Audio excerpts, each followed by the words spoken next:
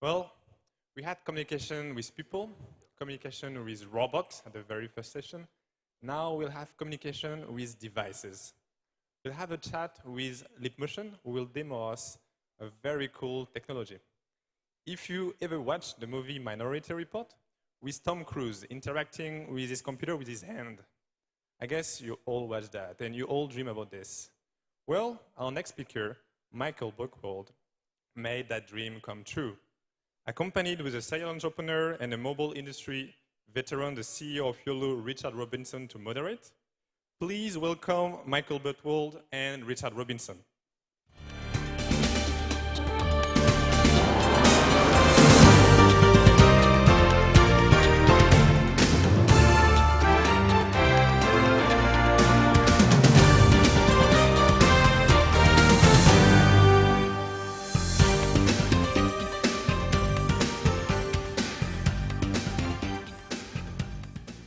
Big round of applause for Tom Cruise, everybody. Tom Cruise in person. Didn't you guys see the... Not Tom Cruise, but for my money, a Tom Cruise of internet startups. So, Michael, we spoke yesterday on a panel. I really enjoyed learning more about what Leapmotion does. Can you please tell us a quick top-level overview about your company? Leapmotion is a company that's founded around technology that can very accurately track finger and hand movements so that people can use their hands and their fingers to interact with the digital world inside computers the same way that we interact with the physical world around us every day by grabbing and pushing and pulling. Excellent. Well, I think it's probably much more clear if we could actually take a look. We have a clip. Could we roll the clip, please? The demo of Leapmotion.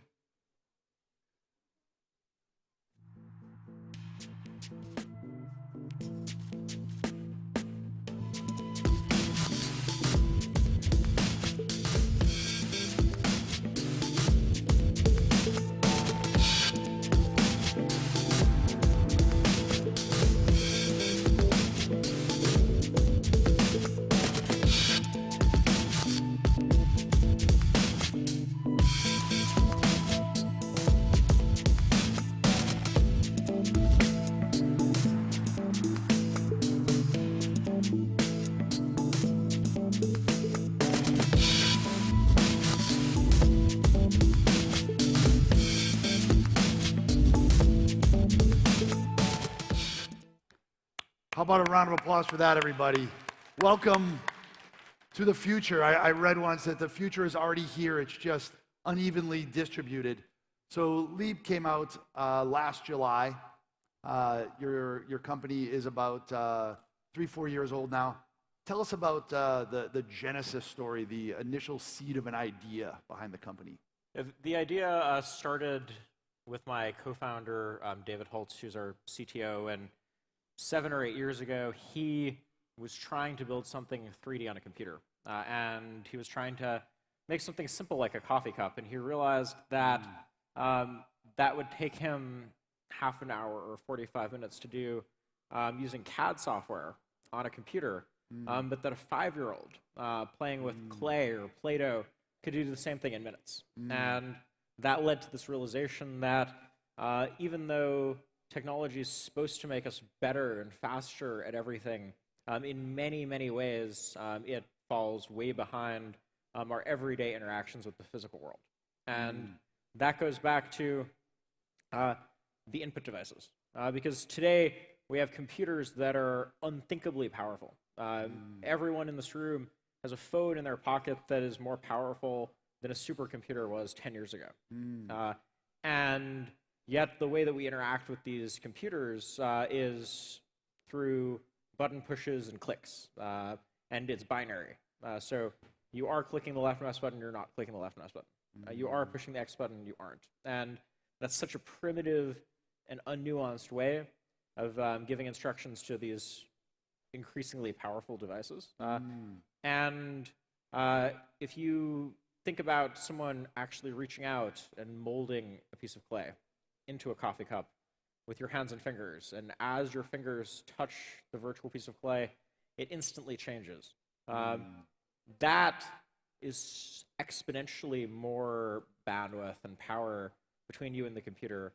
And if it's done well, it can and should be easier because you know already how to mold and sculpt clay, and you know how to use because humans have evolved a really incredible and magical ability to use our hands and fingers to interact with the world around us over thousands of years. You know how to use your fingers to do that stuff already. So it can be easier and more powerful. Interesting. And my children go to a Montessori school, and the whole basis of that is that the hands are like an extension of the brain. And you can see in children that it's just so intuitive for them. And the potential applications for what you do with children are just mind-boggling, and as well as music and design. Like, there are so many potential use cases, and you guys have already raised, I think, about $60 million in funding. You guys launched last year. You're out.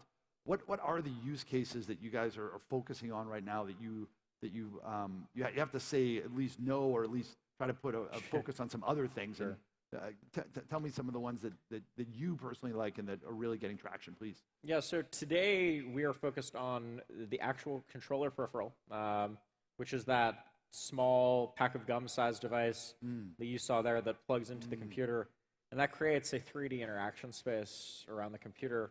And there are apps in our app store called Airspace, about 200, and half are free and half are paid. And what we're focused on for the PC is not replacing the mouse or keyboard. We're focused on letting people do things they can't do right now, or don't do now because they're too hard or not fun. And those are really applications that tend to focus around three things: playing, creating, and exploring. And today, we have these incredibly powerful computers, but people just use them for Excel or for browsing the internet. And we want to see that change. We want people to use the other 99% of the power in their computers, and we want to see people molding clay and creating 3D objects that they can share or 3D print. We want to see children flying down the streets in Google Earth, banking around street corners. We want to see people learning how to play music with their hands. We want to see people playing games. And kids have definitely been a really great demographic. And I think kids are always the most natural adopters of new things and new technology. Fascinating. Yeah, you talk about 99% of the computer's power is just sitting there idle, just saying, just use me, make me, churn out those ones and zeros. And in that whole interactive, paradigm is so limited, really. The whole mouse thing has been around for 40, maybe 50 years, and we're so locked into that. It's almost like the Matrix in a way, where we think that's the way we should be doing it, but we're really so limited. It's quite fascinating. Tell me some partnerships that you have with some specific companies that you've put in place to make this come into reality for us. Yeah, and for us, there are sort of two types of partnerships that are important for us. One are deals to get the actual tracking technology into more places. So in addition to the controller peripheral that we're selling at retail worldwide, we also have partnerships with OEMs to embed the technology into laptops and keyboards and all-in-ones. Our partner there is HP right now, and we're in about 13 HP SKUs globally. And we're also interested in embedding in more PCs, and hopefully in the future, cars and TVs and VR headsets and mobile devices. But just as importantly, and maybe more importantly, the amazing developers that build things on top of the platform. And those are big companies like Google, which has enabled Leap support for all Google Earth globally, and companies like Autodesk and Disney, but also many thousands of developers worldwide. Thousands of developers are now. There are about 150,000 developers globally using the platform, and many of them are building amazing apps, and a lot of our best apps come from one person in a garage in Romania. Interesting. Wow.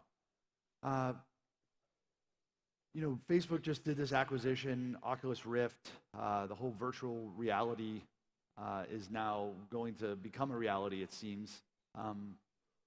When I look at what you guys have created, I think, wow, that's like the missing piece of the puzzle in VR. VR is not just about moving your head and following your motion and giving you ambient sound. It's really about interacting with that space in a tactile way.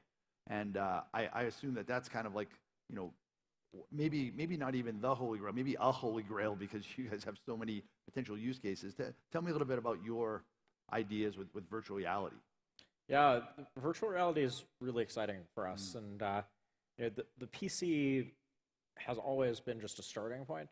But what is most exciting for us is the idea of new form factors, whether they plug into other things like the Oculus Rift, which connects to PCs, or whether they're fundamentally new standalone form factors.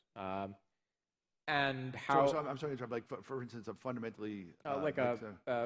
well, using the VR case, that could be a self-contained VR headset. Oh, okay. That's portable, that has its own processor.